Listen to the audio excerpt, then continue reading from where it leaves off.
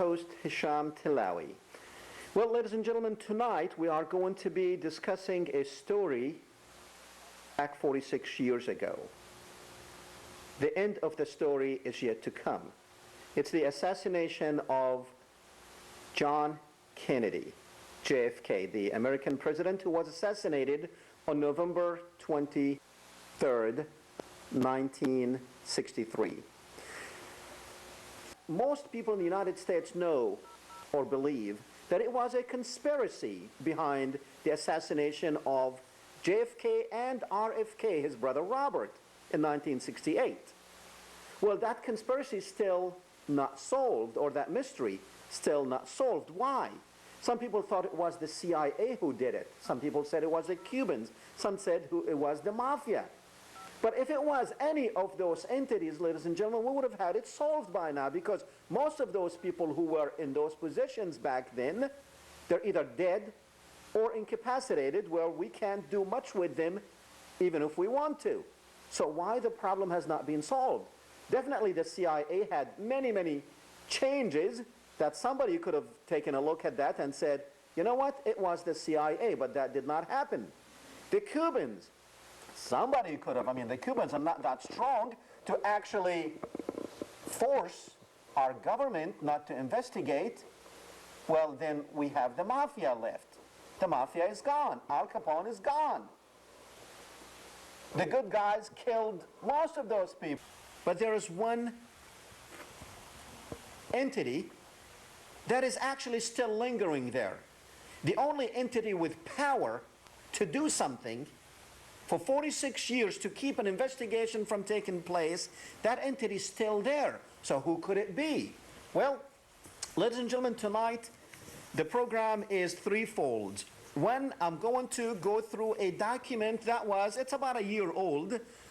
It was declassified in 2008. In the early 1960s, Israel funneled $5 million, which is about $40 million in today's money, into United States propaganda lobbying operation. There was an organization called the American Zionist Council. It was an organization that was financed by the Jewish Agency, which was an Israeli government agency. They had an office in New York. The Jewish Agency was funding the American Zionist Council. The Justice Department under JFK and his brother, remember his brother was the Attorney General. So the American Zionist Council received $5 million from the Jewish Agency, which is an Israeli state agency, a governmental agency. Well, that's against the laws in the United States. So what the Department of Justice did, it went to the American Zionist Council and said, we need you to register as a foreign agent. We do have an act of Congress called Foreign Agents Registration Act. Well, of course, the American Zionist Council, they refused. The Department of Justice orders to the American Zionist Council to register under the FARA. It reads, receipt of such funds from the American section of the Jewish Agency for Israel constitutes the council an agent of a foreign principal. The council's registration is required. So the Department of Justice told the American Zionist Council, you need to register. The negotiations between the Department of Justice and the American Council goes on. They go on high gear that, well, wait a minute, they want us to register as a foreign agent. When you register as a foreign agent, the money that you receive, that you are going to give to our politicians, it's got to be local money. That means that the American Zionist Council cannot buy our politicians. This was in the 1960s, early 1960s. Yeah, they were there, and they were doing the same thing. So if the American Zionist Council registers as a foreign agent, then their political stuff is got to go. They can't buy our congressmen anymore, and they cannot afford for that to happen. So in March of 1963, the American Zionist Council memorandum of law in support of our position that the Zionist The American Zionist Council is not required to register under the Foreign Act, so now they are talking among themselves and saying, we're not required to do that. Well, the Department of Justice insisted that they are required to do that. And the things, it goes on to 1963, in May of 1963. Now remember, JFK was assassinated in November of 1963. So these are the months headed towards November of 1963. It says, finally, Judge Rifkind, which is the chief counsel for the American Zionist, which is the chief counsel for the American Zionist Council, okay? He's the chief attorney for them. He said, well, they're saying that finally Judge Rifkin raised the point that the vast number of Jews who adhered to the principle of Zionism could not understand how our administration could do such harm to the Zionist movement and impair the effectiveness of the council by insisting on registration. So registration will impair the effectiveness of the council. They can't buy congressmen anymore. They can't control congressmen anymore.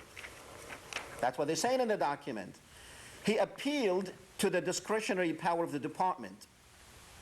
He told them that, look, if you need, let's see if we can solve this problem. Maybe we can give you some financial statements. Well, the Department of Justice said, yeah, you can give us some financial statements. We'll make it public, but you still have to register. Well, the thing moves on to about May 23 of 1963. Well, the Senate gets into the act. See, the government could not get that organization to register, so the Senate had to get in. It takes an act of Congress to make these people do something. Well, even that act of Congress did not work, because the first hearing, nothing happened. The Senate required them to do it. They did not do it. I'm just going to go, for the sake of time, I'm going to speed it up. But this document is available, and you can go and see it. You can read the whole thing. It's fascinating of the power that these people have. Just to show you that it was not people who conspired. It was a system that conspired, and that system's still in power until today. So it goes on to, and then Congressman Donald Rumsfeld, he sent in a letter just to show how Rumsfeld was way back there. He was a congressman. Yes, it's the same Donald Rumsfeld that took us to war against a country that did not do us any harm, just for Israel. Put that letter, Congressman Donald Rumsfeld's letter, on the screen. And in his letter, he said that so the government starts putting the pressure on the American Zionist Council.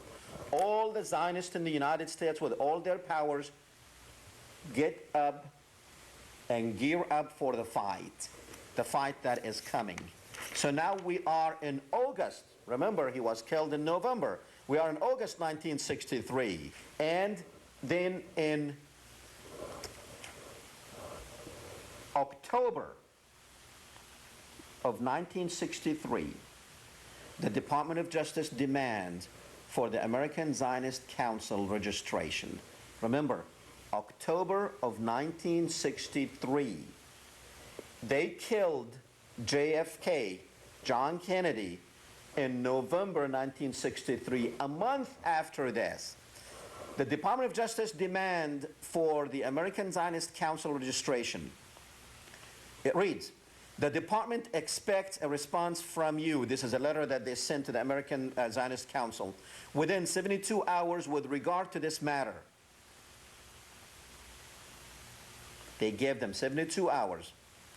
Judge Rifkin, who is the chief attorney for the Zionists, then made a plea for no registration, stating that it was the opinion of most of persons affiliated with the council that such registration would be so publicized by the American Council on Judaism that it would eventually destroy the Zionist movement. So now they know that if this takes place, this will destroy the American Zionist movement. Do you understand, people? If the Kennedys succeeded in making this agency register as a foreign agent, they would have been had. It'll be the end of them. they would not be able to control not even one single congressman, because there would be a foreign agent. A foreign agent cannot support political candidates. In November, 3 weeks after that, John Kennedy was assassinated. Lyndon Johnson became the president. The whole thing stops.